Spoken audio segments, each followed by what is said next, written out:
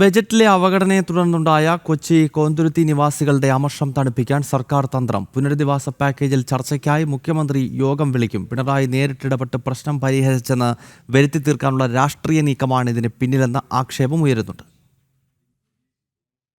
കോന്തുരുത്തി പുഴയോരത്ത് വേരുറപ്പിച്ച 129 കുടുംബങ്ങൾ, പലരും 50 വർഷത്തിലേറെ താമസക്കാർ. തലയ്ക്ക് മുകളിൽ ഹൈക്കോടതിയുടെ കുടിയൊഴിപ്പിക്കൽ വാൾ തൂങ്ങുമ്പോഴും അവസാന പ്രതീക്ഷയായിരുന്ന സംസ്ഥാന ബജറ്റും അവർക്ക് മുന്നിൽ വാതിലടച്ചിരുന്നു. പുനരധിവാസത്തിന് അവർ ആവശ്യപ്പെടുന്നത് 14 ലക്ഷം രൂപയാണ്. നിലവിൽ ഓരോ കുടുംബത്തിനും സർക്കാർ നിശ്ചയിച്ച 9,25,000 രൂപയ്ക്ക് പുറമെ 4,70,000 രൂപയുടെ കൂടി കുറവേ ഉണ്ടായിരുന്നുള്ളൂ. ആകെ വേണ്ടത് 6 കോടി രൂപ.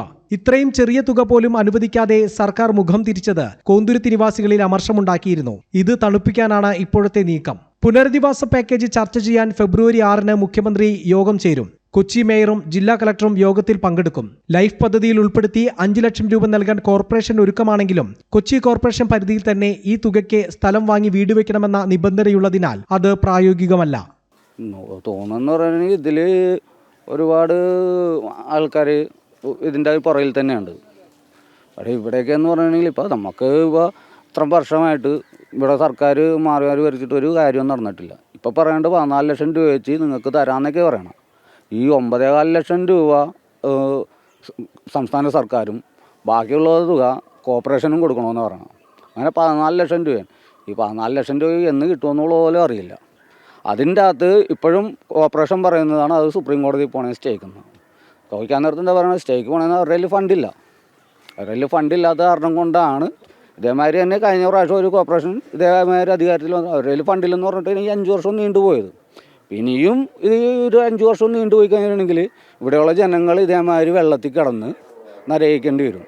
56 കുടുംബങ്ങളെ ലൈഫ് മിഷൻ പദ്ധതിയിൽ ഉൾപ്പെടുത്തി ബാക്കിയുള്ള കുടുംബങ്ങളെ ഇതിലാക്കിയെന്ന് പറയും. ഈ 56 കുടുംബങ്ങളെന്ന് പറയുന്നത് ഏത് കുടുംബങ്ങളാണെന്ന് ഇവിടെയുള്ള ആർക്കും അറിയാൻ പാടില്ല. അതൊക്കെ അന്വേഷിച്ച് സർക്കാർ തന്നെയാണ് ഇതിന് ഒരു നല്ലൊരു നടപടിയെടുത്ത് തരേണ്ടത്. ഇവിടെ പറയേണ്ടത് 48 മീറ്ററാക്കി കൊണ്ട് ഇവിടെ പുഴ ആക്കണമെന്നാണ് കോടതി ഉത്തരവ്. ഇത്രയും ജനങ്ങൾ ഒഴിപ്പിച്ചിട്ടുണ്ടെങ്കിൽ ഇവിടെ 48 മീറ്റർ ആകുമെന്നുള്ള യാതൊരു ഉറപ്പുമില്ല. ഏപ്രിൽ 12-നകം കുടിയൊഴിപ്പിക്കൽ പൂർത്തിയാക്കണമെന്നാണ് കോടതി ഉത്തരവ്.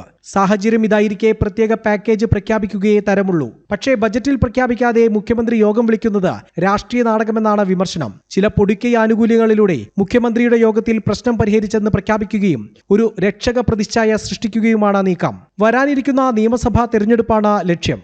ജനം, കൊച്ചി.